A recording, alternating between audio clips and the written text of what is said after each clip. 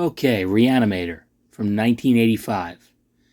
This movie is probably the closest thing to a comedy that I've talked about so far. It's probably between this and Night of the Demons, which I covered last year. Check that out if you haven't already.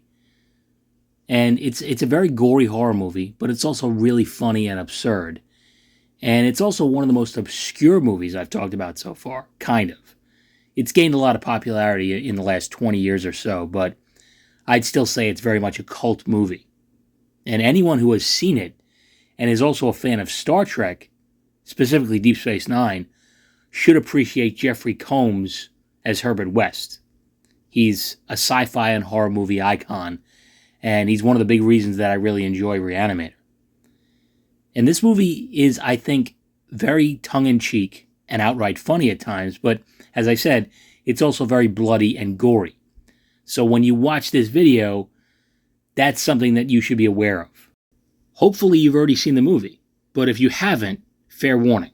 There's some crazy shit in this movie. I'm not going to show the worst of it, obviously. This is still YouTube, after all. But there may be a few gory images from the movie in this video. And if you're one of the people who like to complain about my use of swear words, and you're still complaining after watching me talk about some of the things in this movie, then I don't know what to tell you. If you sat through a whole video of me talking about a movie that is based on the writings of H.P. Lovecraft and has reanimated naked corpses walking around holding their own severed heads, and you still feel the need to complain about me using the word fuck, then I would say you have a few crossed wires in your brain. And if you have any issues with anything of that nature, now is your chance to bail.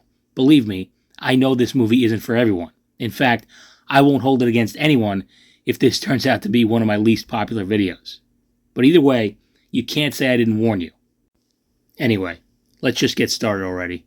Re-Animator from 1985, directed by Stuart Gordon, starring Jeffrey Combs, Barbara Crampton, Bruce Abbott, and David Gale.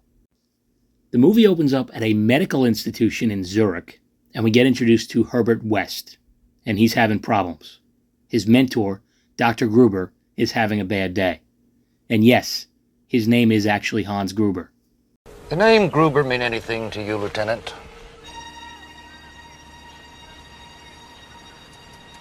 Rings a bell, yeah.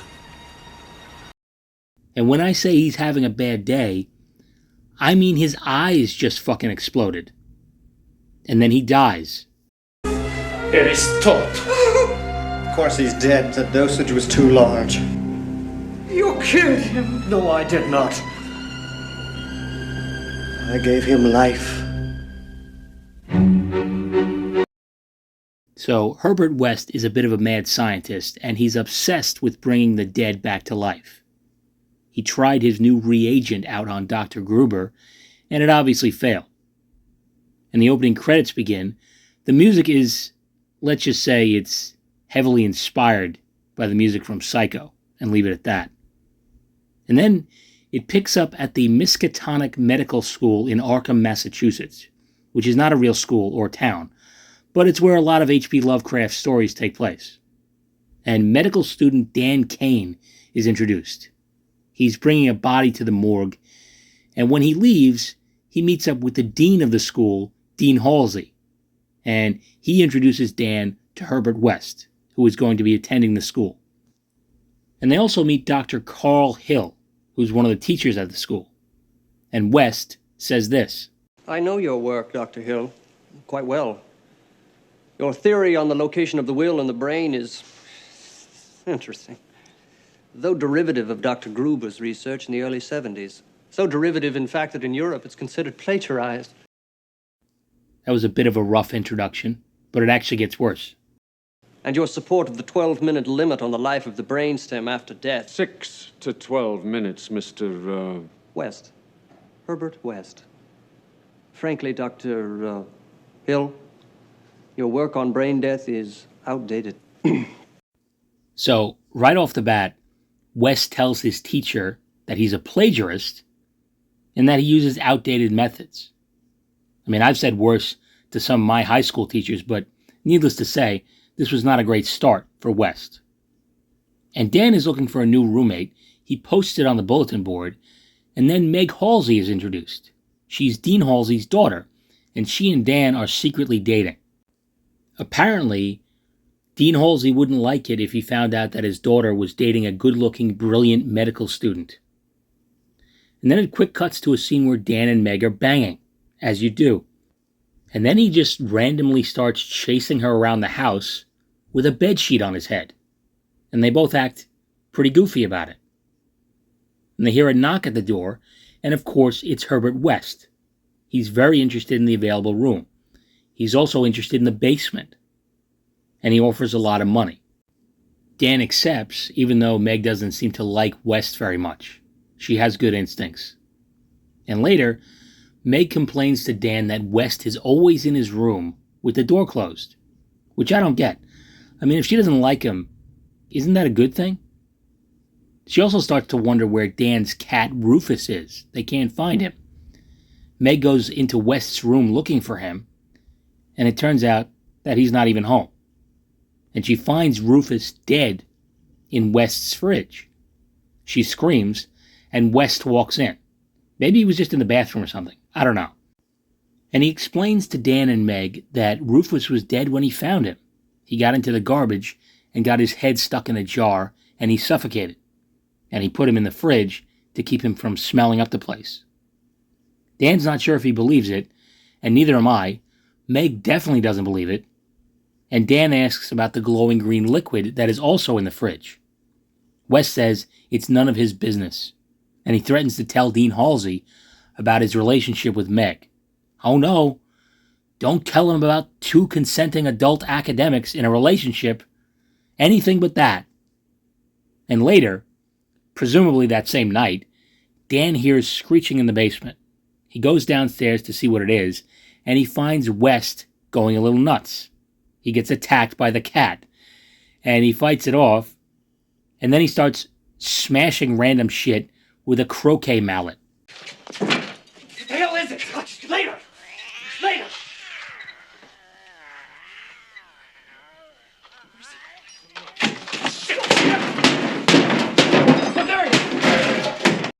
It's a really funny scene.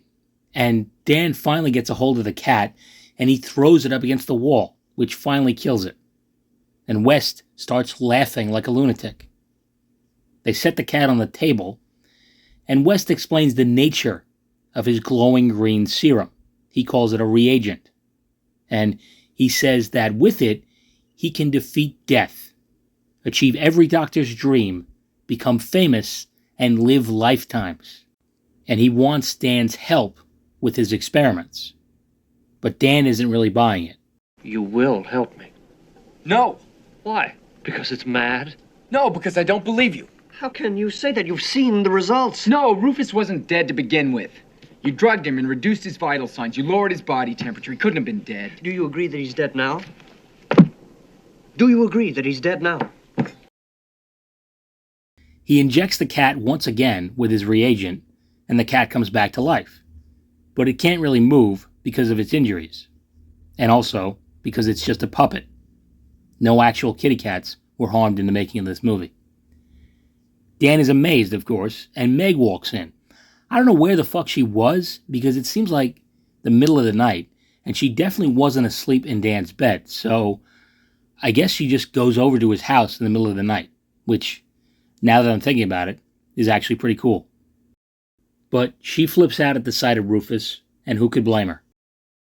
And the next day, Dan tells Dean Halsey that Herbert West has successfully reanimated dead animal tissue. And Halsey thinks it's nonsense. And he gets pissed when Dan says that Meg saw it too. And Halsey wants a written apology for this entire affair. He also says that he will have Dan's student loan rescinded. What a wild reaction. So let's get this straight. Dean Halsey doesn't believe that Dan and West are able to reanimate the dead. And he's angry that Meg apparently saw part of an experiment that he doesn't believe really happened.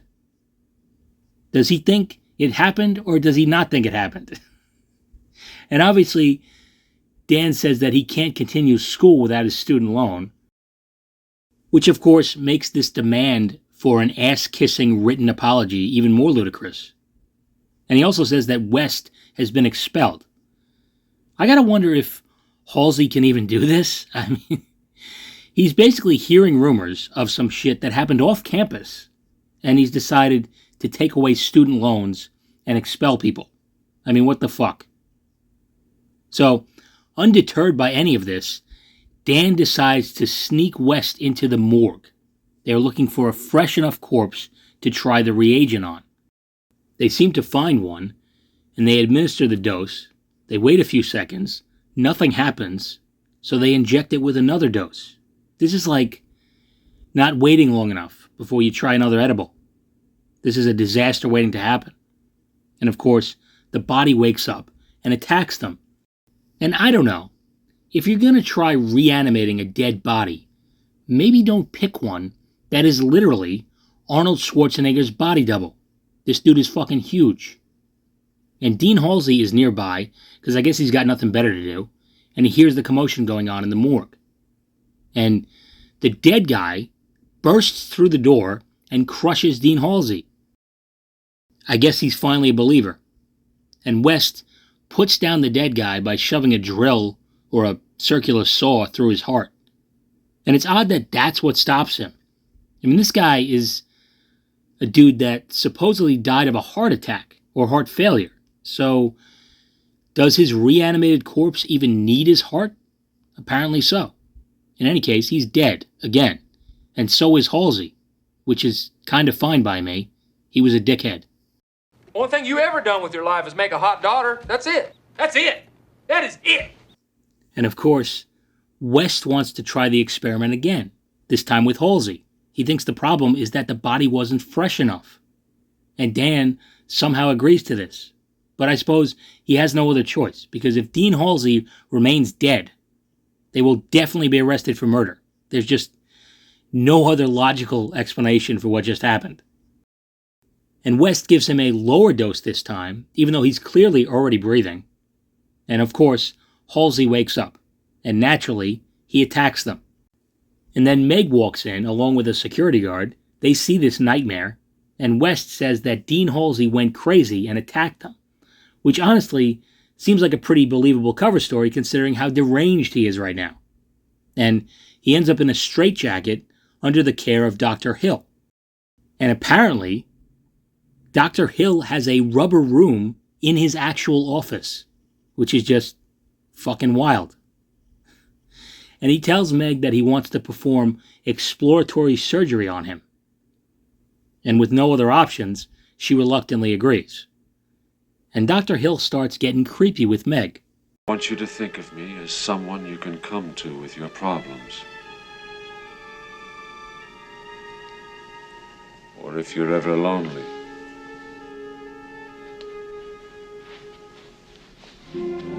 I know you're all by yourself now.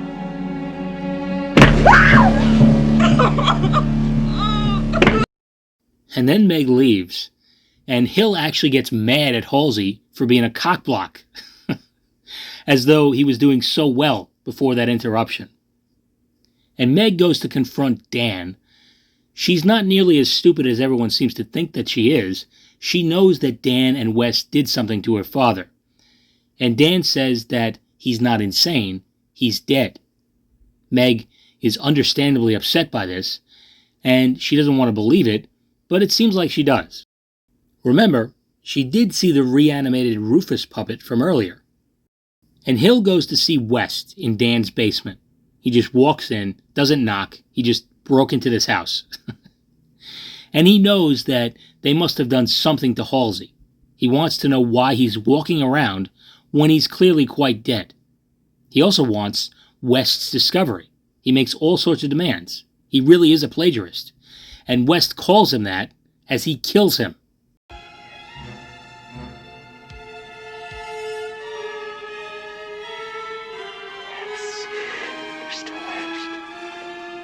I will be famous.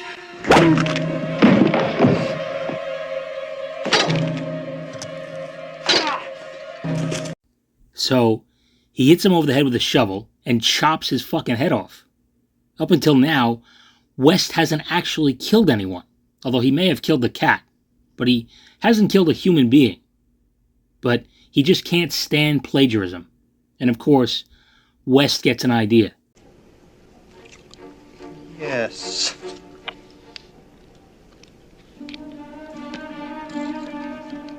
Parts. I've never done whole parts. So he's going to bring Hill back.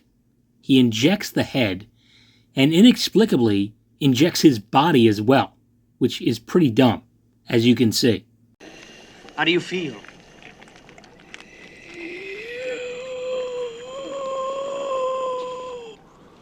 You?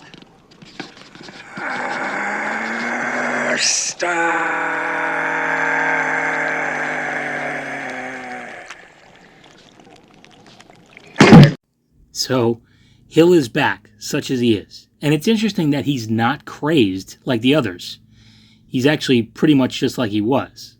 I mean, he was always kind of crazy to begin with, but it doesn't seem like he's gotten much worse, despite his estranged head. And while this is going on, Dan and Meg break into Hill's office and find that he has lobotomized Dean Halsey. And West wakes up to find that Hill is gone, and he's taken the reagent and all his notes. No idea why Hill didn't just kill West. He had absolutely no reason not to, but okay. And Dan shows up, and West says that he killed Hill and reanimated him. Obviously, Dan has a problem with this. Things are really getting out of hand. And Dan says that Hill lobotomized Dean Halsey so that he could control him in case he ever tried to talk, which makes zero sense. He wasn't exactly a threat to talk about anything. And Hill even admits that he knows that Halsey is actually dead. And Dan also tells West that he found a weird file on Meg in Hill's office. And it was filled with napkins and hair and photographs of Meg. Hill has a bit of a Meg fetish. And West just laughs at the pathetic nature of his nemesis. So Hill goes back to his office, head in hand, and he can somehow control Halsey telepathically, which is obviously the true reason behind him doing the lobotomy.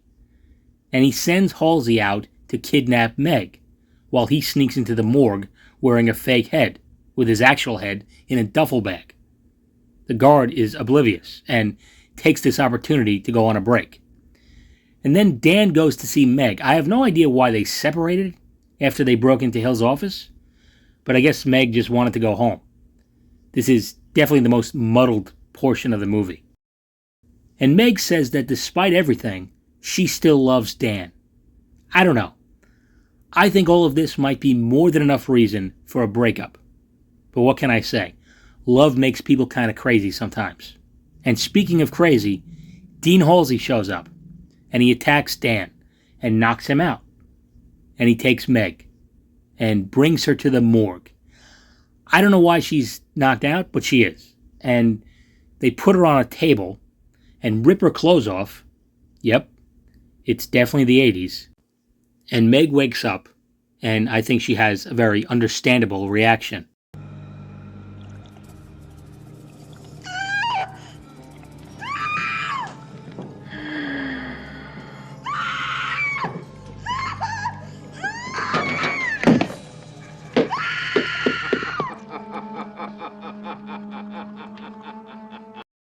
And this is easily the wackiest and most gratuitous scene in the movie, and the most famous scene. If you've heard anything at all about this movie, it's probably this scene. Hill's body picks up his own head and says that he's always admired Meg's beauty. And he forces himself on her, at least as much as a severed head is capable of doing. And she has a hand free. There's no reason why she can't just push him away or punch him and escape. Or at least try to, but she doesn't. And then the head tries to give her head. Yeah, it's fucking insane. And absurd and hilarious and uncomfortable all at the same time. I guess that pretty much sums up most 80s horror movies. And thankfully, West shows up before this disaster goes any further, and he criticizes Hill for trying to steal his discovery. You'll never get credit for my discovery. Who's going to believe a talking head? Get a job in a sideshow. It's worth noting that Dan is also there. He's trying to help Meg. And Hill wonders why such an intelligent young man would make such a foolish and fatal mistake by coming here to challenge him. Oh, I have a plan. So do I.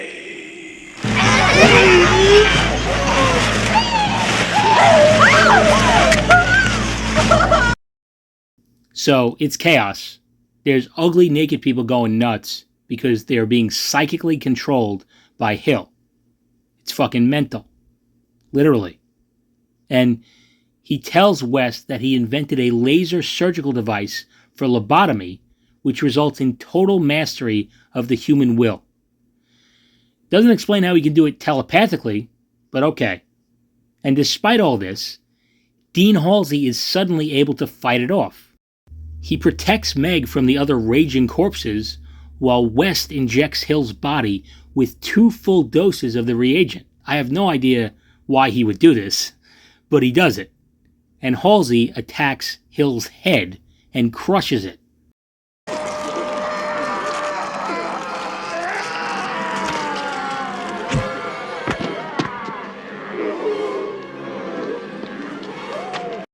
So, the security guard picked the wrong time to come back from his break, and I love his reaction. He's like, fuck this, I quit. And who could blame him? And West's decision to inject Hill's body with a double dose of the reagent turned out to be quite a mistake, because he is now fighting off Hill's large intestine, which has now turned into a fucking anaconda. And Dan tries to help West, but he can't. So he takes West's notes and the reagent, and he escapes with Meg. But they're attacked by a horrific-looking corpse in the elevator, and it's freakishly strong. It strangles Meg to death before Dan can save her. And Dan brings her upstairs, where all the real doctors are, and they all try to save her, but it's no use. She's gone. And Dan is obviously upset, but you know what he's thinking? He's got an idea. He decides to inject Meg with the reagent, and you know what? It's definitely a bad idea, but at the same time, it did kind of work on Dr. Hill. I mean, sort of. He's got his head cut off, but he wasn't really any more nuts than he was before, so why not give it a shot? And that's how the movie ends.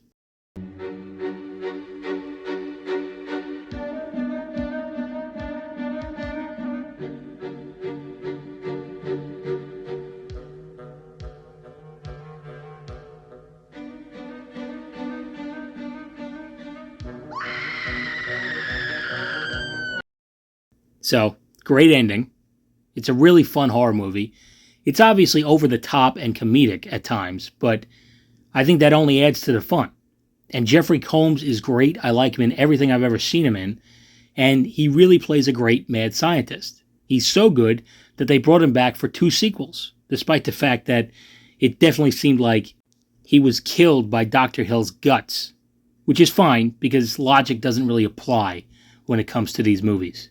And I'm not too familiar with H.P. Lovecraft stories, but I do know that this movie is very different from the original short story. In fact, I think Herbert West and Dean Halsey are the only characters that appear in both the movie and the story. Although the Dan Kane character is basically the narrator of the story. H.P. Lovecraft just didn't give him a name. And this movie is one of 3 that was directed by Stuart Gordon and also stars Jeffrey Combs and Barbara Crampton. The other 2 being From Beyond and Castle Freak, which are also great. And I think From Beyond might actually be the best of the 3. It's also another H.P. Lovecraft adaptation. And there's also a lot of similarities with Mary Shelley's Frankenstein. Herbert West is basically Victor Frankenstein, hell-bent on essentially curing death. In fact, H.P. Lovecraft apparently described his story as a parody of Frankenstein. Hard to tell if that's true or he just wanted to stop the comparisons. But either way, there's definitely some similarities. But anyway, I think I've said all that needed to be said about this movie, and even some things that didn't need to be said. But let me know what you think of Re-Animator. And we're not done yet. There's going to be at least one more video in October, probably two. So keep an eye out for those. And until then, take it easy. You'll never get credit for my discovery. Who's going to believe a talking head? Get a job in a sideshow.